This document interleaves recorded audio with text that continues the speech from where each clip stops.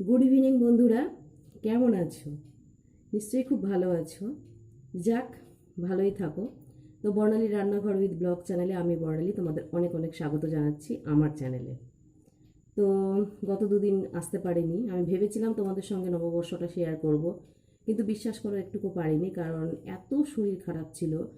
দু দিন ধরে আমার প্রচণ্ড শরীর খারাপ, হঠাৎ করে গ্যাস ফর্ম করে, এমনই গ্যাস ফর্ম করে যে হাসপাতালে ভর্তি হয়ে যাওয়ার মতন অবস্থা হয়, প্রচণ্ড শরীর খারাপ হয়ে যায়। তো কি করব, জাস্ট আবার ওষুধ টষুধ খেলাম, ডাক্তার দেখিয়েছি, দেখিয়ে আজকে সকাল থেকে যা হোক ভালো আছি। তো কাজকর্ম টুকটাক করেছি, মানে যেটুকুন পেরেছি করেছি, খুবই অবস্থা খারাপ হয়ে গেছিলো। তো যেটুকুন পেরেছি করেছি।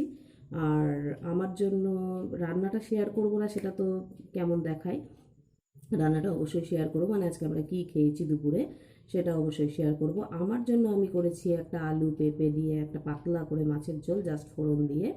আমার জন্য দুটো মাছ আমি আলাদা করে রেখেছিলাম, করে ওটা দিয়েই আমি করেছি। আর ওদের জন্য যেটা রান্না করছি সেটা তোমাদের সঙ্গে আমি শেয়ার করব। ওদের জন্য করেছি আমি বাটা মাছের পেঁয়াজ ঝাল। এটা ওদের জন্য করেছি, মানে ওদের বাবা মেয়ের জন্য এটা করেছি, আর আমার জন্য এই পাতলা ঝোলটাই করেছি। তো এটা আর কি শেয়ার করব, রুগীর ঝোল। যাই হোক, এই জিনিসটা আমার মাঝে মধ্যেই হয়, ওষুধপত্র খাই, চেক আপ করে চলি, তবুও কেন জানি না মাঝে মধ্যে এই জিনিসটা হয়।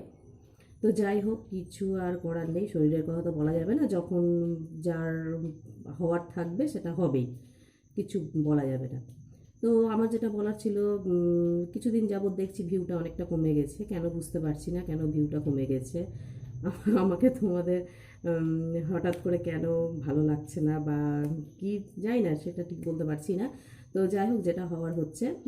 তো এটাই চাইবো যে তোমরা দেখো ভিডিওটা, হ্যাঁ, আর ভালোবেসে দেখো, সেটাই চাইবো।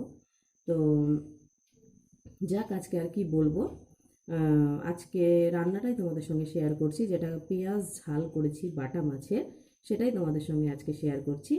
তো দেখো কেমন হয়েছে রান্নাটা, চলো। তো আজকে বাটা মাছের পেঁয়াজ ঝাল বানানোর জন্য দেখো আমি নিয়ে নিয়েছি পেঁয়াজ কুচো, এটা আমি ভেজে নেব, এটা বাটবো না। আর বাটবো হচ্ছে রসুন, আদা, টমেটো আর লঙ্কা। যে ইনগ্রিডিয়েন্টসগুলো যেগুলো আছে, পেঁয়াজ ছাড়া যে ইনগ্রিডিয়েন্টসগুলো, সেগুলো আমি বেটে নেব। তো এবার আমি কড়াইয়ে দিয়ে দিলাম তেল, এই 1.5 চামচ মতো তেল দিয়েছি, আর তেলে সামান্য একটু জিরে দিয়ে দিলাম, আর জিরে দেওয়ার পর আমি দিয়ে দিলাম পেঁয়াজ। তো এখানে আমি মিডিয়াম সাইজের দুটো পেঁয়াজ নিয়ে নিয়েছি, নিয়ে আর একটু সামান্য নুন দিয়ে দিলাম। আর নুন দিয়ে এই পেঁয়াজটা আমি কিছুক্ষণ ভেজে নেব, যতক্ষণ না পেঁয়াজটা লাল আকার আসে বা ব্রাউন কালার আসে। আর একটু নুন দিলাম যাতে পেঁয়াজটা নরম হয়। তো দেখো পেঁয়াজটা লাল হচ্ছে, ততক্ষণ আমি দেখিয়ে দিয়ে যে আলুগুলো লম্বা লম্বা করে কেটে নিয়ে আমি আলুটা ভেজে রেখেছি, আর মাছগুলোও আমি ভেজে রেখেছি, বাটা মাছগুলো আমি ভেজে নিয়েছি। আর আলুগুলো দেখো আমি একটু নুন দিয়ে আর হলুদ দিয়ে ঢেকে ঢেকে আমি এটা ভেজে নিয়েছি। তো পেঁয়াজটা আমার ব্রাউন কালার চলে এসছে। এবার আমি দিয়ে দিলাম এখানে ওই বাকি মশলার পেস্টটা, মানে টমেটো, আদা, রসুন, লঙ্কা। আমি এখানে 4টে লঙ্কা দিয়েছি, তোমরা যে যেমন ঝাল খাবে দিয়ে দেবে। তো এবার এই মশলাটা দিয়ে আর পেঁয়াজটা দিয়ে আমি কিছুক্ষণ একটু নাড়াচাড়া করছি, যতক্ষণ না তেলটা বেরিয়ে আসে। আর এখানে বাকি মশলাগুলো দেখো, গুঁড়ো মশলা আমি দিয়ে দিচ্ছি, জিরের গুঁড়ো, ধনের গুঁড়ো, হলুদ গুঁড়ো আর লঙ্কা গুঁড়ো। এই 4টে আমি গুঁড়ো নিয়ে নিয়েছি, এই গুঁড়োটাও আমি এখানে অ্যাড করে দিলাম। তো 1 থেকে 1.5 মিনিট মশলাটা ভাজার পরে আমি দিয়ে দিলাম গুঁড়ো মশলা। তো গুঁড়ো মশলাটা দিয়ে আমি বেশ কিছুক্ষণ একটু ভাজা ভাজা করে নেব, মানে 1 থেকে 1.5 মিনিট একটু ভাজবো। তো এই ভাজাটা করার জন্য আমি একটু ঢেকে দিলাম, 1 থেকে 1.5 মিনিট ঢেকে দিলাম।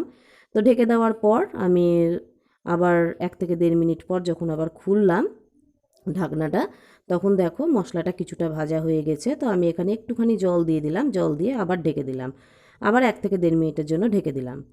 তো 1 থেকে 1.5 মিনিট পর যখন আমি মশলাটা খুললাম, তখন দেখো বেশ সুন্দর আমার তেলটা বেরিয়ে এসছে, আর মশলাটাও বেশ সুন্দর কষানো হয়ে গেছে। এবার আমি এখানে দিয়ে দেবো ভেজে রাখা আলু। বিশেষ কিছু ইনগ্রিডিয়েন্টস লাগে না, খুব সামান্যই লাগে। তো আজকে আমি বাটা মাছটা ঠিক এইভাবেই রান্না করলাম। তো আমার তো খেতে, আমি তো ঠিক খাইনি, আমি জানি না, তো ওরা খেয়েছিল, তো বললো যে না ভালোই হয়েছে, খুব সুন্দর হয়েছে। তো তোমরাও একবার বাড়িতে ট্রাই করো, আর করে তারপর জানিও কেমন হয়েছে রান্নাটা। খুব সুন্দর একটু মাংস মাংস খেতে হয়েছে, টেস্টটাও একটু মাংসর মতনই এসছে। তো আলুটা দিয়ে দিয়ে আমি এটা 2 মিনিটের জন্য আবার ঢেকে দিয়েছিলাম একদম লো ফ্লেমে। তো 2 মিনিট পর যখন আমি ঢাকনাটা খুললাম, দেখো আমার আলু আর মশলা সুন্দরভাবে কষানো হয়ে গেছে। এবার আমি এখানে দিয়ে দেবো জল। আমি এখানে ধনেপাতা অ্যাড করিনি, তোমরা থাকলে ধনেপাতা তোমরা ইচ্ছে করলে ধনেপাতা দিয়ে দিতে পারো। তো আমি এখানে এই মগে 1.5 মগ জল দিয়েছি, মানে 1.5 কাপ আর কি। ওই কফি মাগগুলো হয় যে, কফি মাগে 1.5 কাপ আমি জল দিয়েছি, খুব বেশি দিইনি কারণ এটা আমি একটু গায়ে মাখা মাখা করবো সেই জন্য। দিয়ে দিলাম আমি স্বাদ অনুযায়ী নুন, আর দিয়ে দিলাম আমি স্বাদ অনুযায়ী সামান্য একটু চিনি। এবার একটু ঝোলটা যখন আমার বলক উঠেছে তখন আমি মাছগুলো ছেড়ে দিলাম। খুব সহজ বানানো। তো দেখো আমার বাটা মাছের পেঁয়াজ ঝাল একদম রেডি অ্যান্ড সার্ভ। তো দেখলে আমার পেঁয়াজ ঝাল, বাটা মাছের পেঁয়াজ ঝাল। তো কেমন লাগলো আজকের রেসিপিটা? খুব সাধারণভাবেই করার চেষ্টা করেছি আমি, কিন্তু খুব একটা ইউটিউব ঘাঁটি না, বা ইউটিউবের রান্না খুব যে দেখি না সেটা না, দেখি। কিন্তু আমি নিজে যেটা একটু মনে করি, বা আজকে এই মশলাটা দিয়ে করব, কালকে ওই মশলাটা দিয়ে করব, আজকে এটা দিয়ে একটু ট্রাই করে দেখি, কালকে ওটা দিয়ে একটু ট্রাই করে দেখি, তো কীরকম হয়। আমি কিন্তু এটাই চেষ্টা করি, আমি নিজের কিছু দেওয়ার চেষ্টা করি। তো কী জানি তোমাদের কেমন লাগে সেটা বলতে পারছি না। কিন্তু ইউটিউব যে রান্নাগুলো সেগুলো কিন্তু খুব একটা দেখার সময় পাই না, আর খুব একটা দেখিও না। তোমাদের ভিডিও দেখেই আমার সময় কেটে যায়, আর তোমাদের ভিডিওটা মোটামুটি আমি 80% আমি দেখি, এইটুকুন আমি বলতে পারি। বিশ্বাস করবে কিনা সেটা সম্পূর্ণ তোমাদের ব্যাপার, কিন্তু 80% আমি তোমাদের ভিডিওটা দেখি। আমার বন্ধুদের ভিডিও আমি দেখি, আমার বন্ধুরা যারা আমাকে কমেন্ট করছে, যাদের চ্যানেলে আমি যাচ্ছি, বা যাদের চ্যানেলে আমি গিয়ে কমেন্ট করি, তাদের আমি 80% ভিডিও আমি দেখি। তোমরা না হলে চেক করে নেবে, তোমরা কমেন্ট চেক করে নেবে যে অল্প ভিডিও দেখতে গেলে সেই কমেন্টটা তার ভিডিওতে যায় না। তো যাই হোক, আমি আমার দিক থেকে পুরোপুরি অনেস্ট ভাবে কাজ করছি। এবার বাকিটা তোমাদের উপর, তোমরা কি করবে না করবে সম্পূর্ণ তোমাদের উপরে। তো যাই হোক, আজকের রান্নাটা কেমন লাগলো, ব্লগটা কেমন লাগলো, আমার সঙ্গে কথা বলে কেমন লাগলো? আমার তো তোমাদের সঙ্গে কথা বলে খুবই ভালো লাগলো, কারণ সত্যি বলছি শরীরটা এত খারাপ ছিল। তো চ্যানেলে এসে, ক্যামেরার সামনে এসে খুব ভালো লাগলো তোমাদের সঙ্গে কথা বলে। অর্ধেক শরীর খারাপ কমে গেল। তো তোমাদের কেমন লাগলো সেটা অবশ্যই কমেন্ট সেকশনে গিয়ে জানিও। আর লাইকটা অবশ্যই করো, লাইকটা না এত কমে যাচ্ছে, মানে কমেন্ট পড়ছে অথচ লাইক পড়ছে না। লাইকটা দিয়েই কমেন্টটা শুরু করো, এটাই আমি বলতে চাইছি। আমিও তোমাদের ভিডিওতে গিয়ে ঠিক তাই করি, তারপর আমি কমেন্ট করি আর কি, ভিডিও দেখি কমেন্ট করি।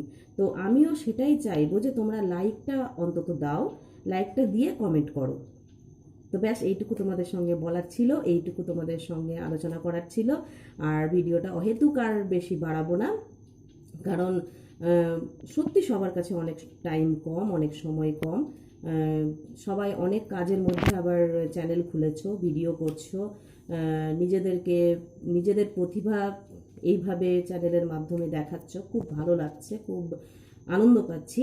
তো যাই হোক, নতুন বন্ধুদেরকে বলছি, আমার চ্যানেলে যারা আসছো প্লিজ সাবস্ক্রাইব করে দিও। সাবস্ক্রাইবটাও একদম স্থগিত হয়ে গেছে, বাড়ছে না।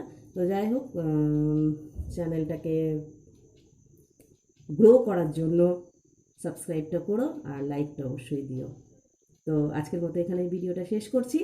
তো কালকে আবার একটা নতুন ভিডিও আনার চেষ্টা করব, শরীর ভালো থাকলে, তোমাদের আশীর্বাদে, তোমাদের দোয়ায়, যেটা তোমরা ভাবো সেইভাবেই আবার আসার চেষ্টা করব। তো আজকের মতো এখানে ভিডিওটা শেষ করছি। বাই।